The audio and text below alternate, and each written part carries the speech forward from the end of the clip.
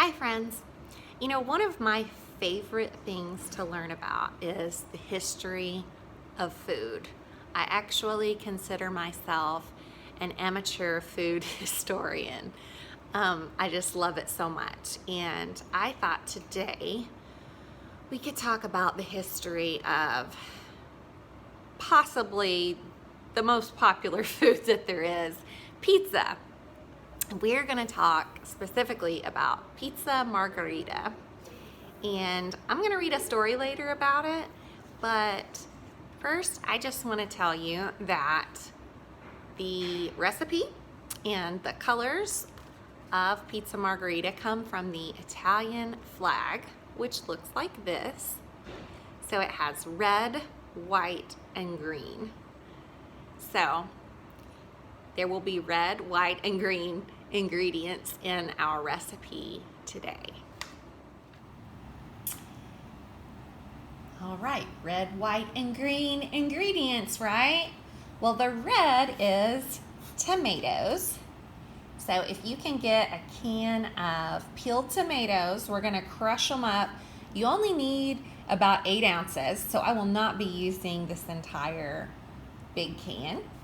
And then fresh mozzarella, which is basically white, so there's the white, and fresh basil, which is where we get the green. And then I am not making my own pizza crust. You feel free to, but I got this from the refrigerator section at the grocery store, so I will be using this. So I have here some drained whole canned tomatoes, and I have clean, freshly washed hands, and I am going to come in and just squish these around and break them up into pieces.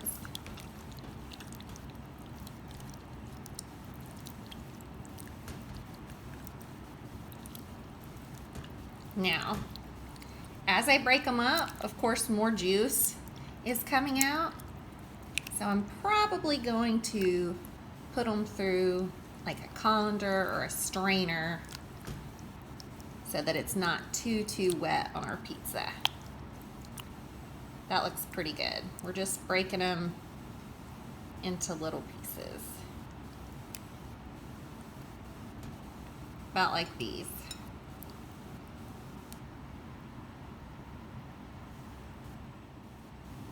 Now for the mozzarella, you can leave it in pretty big, thick pieces, or you can cut them into smaller. I'm gonna kind of go in the middle. So I'm gonna end up with pieces about like that, okay? I bought it already sliced one way, so I just sliced it the other. And they don't have to be all exactly the same, for sure.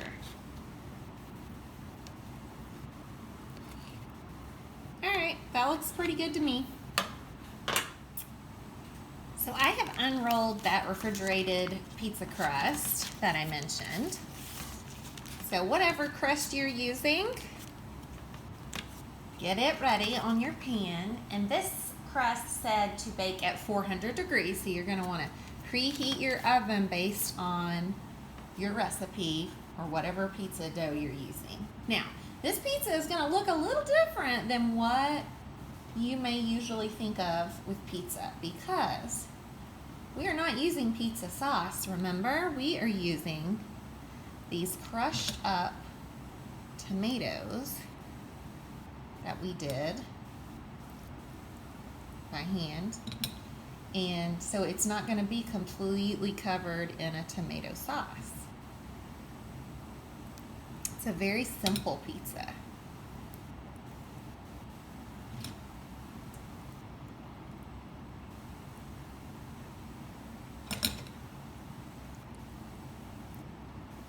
So I'm just sprinkling these around.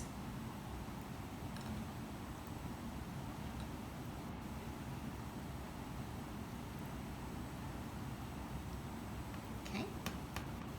And once you're satisfied with how that looks, we can add our cheese.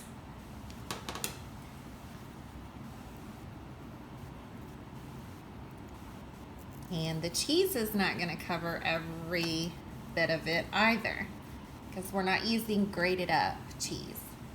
It will melt, but when it melts, it's not going to cover up the whole pizza. You're going to have just big blobs of melted mozzarella cheese, which I think is a wonderful thing.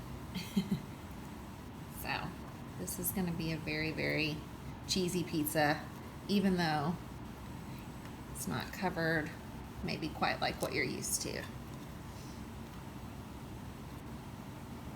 All right, looking around, did I miss any spots? Okay, now I like to add the green part, the basil, after the pizza is done cooking so that it doesn't overcook. So all I'm gonna do is sprinkle on a little salt. And this is optional, but you can drizzle on a little bit of olive oil. Very carefully, just a little here and there. Don't have to have that. Now I am gonna put it in the oven and bake it based on my pizza dough directions and based on what my cheese is looking like. While my pizza is hot, fresh from the oven, I'm gonna take my fresh basil and just tear it into little pieces to go over top. And remember, this is the green part of Pizza Margherita.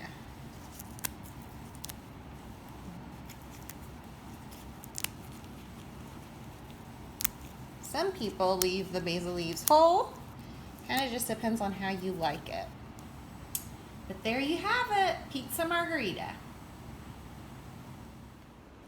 Our story today is Pizza in Pienza by Susan Fillion, published by David R. Godine.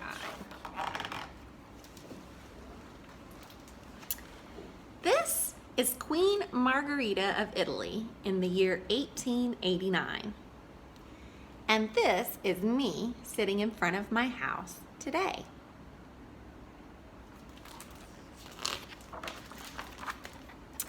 I live in Pienza, a small town in Italy where Pope Pius II was born.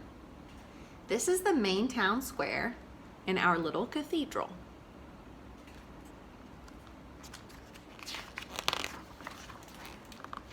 My family has been here for many generations. Life here is still pretty old-fashioned.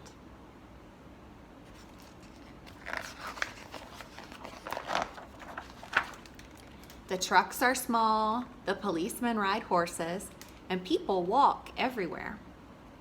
On Saturday mornings, I go to the outdoor market where I know almost everyone.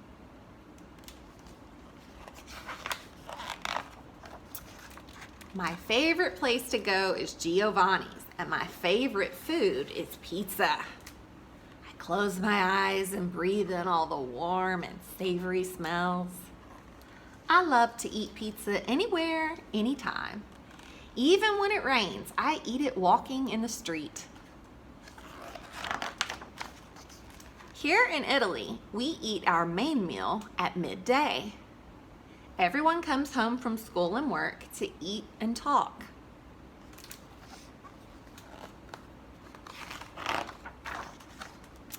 Even while I'm eating spaghetti, I'm dreaming about the next pizza pie. I've asked my grandmother to teach me how to make it by hand. Just like Giovanni, who cooks it in a brick oven heated by wood fire. After school, I walk to the library to read about the history of pizza. Incredible! I discover that the story of pizza is old. Very old, in fact. Ancient Greeks and Italians ate flatbreads with onions, herbs, and honey. And many Mediterranean cultures, from Egyptians and Babylonians to Armenians and Israelites, have been eating some type of pizza for centuries. But pizza as we know it was really born in Naples, Italy. first, it was a peasant food sold by the slice in the street. The tomato came to Italy sometime in the 1500s from South America, maybe with Christopher Columbus, who was Italian. Mozzarella cheese was made from the milk of water buffaloes, probably imported from Asia. Then a famous pizza maker in Naples invented the Pizza Margherita, green, white, and red like the new Italian flag, and named after the Queen herself. The first pizzeria in the United States opened in New York City in 1905. But pizza really became popular after the Second World War. Soldiers returning from Italy talked about it when they got home. Everyone wanted to try it. Now there is pizza in Pienza and all around the world. The end. Now, this is a really cool book because it has words in English and in Italian. And then at the back of the book, it tells you a little bit about pronunciation, how to pronounce Italian words. Then it gives you more history of pizza. And then it gives a recipe for Pizza Margherita, which we made today, but this includes a good pizza dough recipe. And so, yeah, I think that's a pretty cool book. It's got a lot of little extras in there. Now, if you want to learn more about Italy, I recommend Italy ABCs, a book about the people and places of Italy by Sharon Katz Cooper. And of course, it goes through the alphabet and tells you something about Italy for each letter. For instance, F is for flag, and it says the Italian flag is green, white, and red. Green stands for hope, white stands for faith, and red stands for charity. Pretty cool. And then one other book about Italy, the country, is Follow Me Around Italy by Wiley Blevins. And this just tells everything about cities in Italy, food, history of Italy. That's a good book. All right, that's all the time I have for today, so I'll see you next time.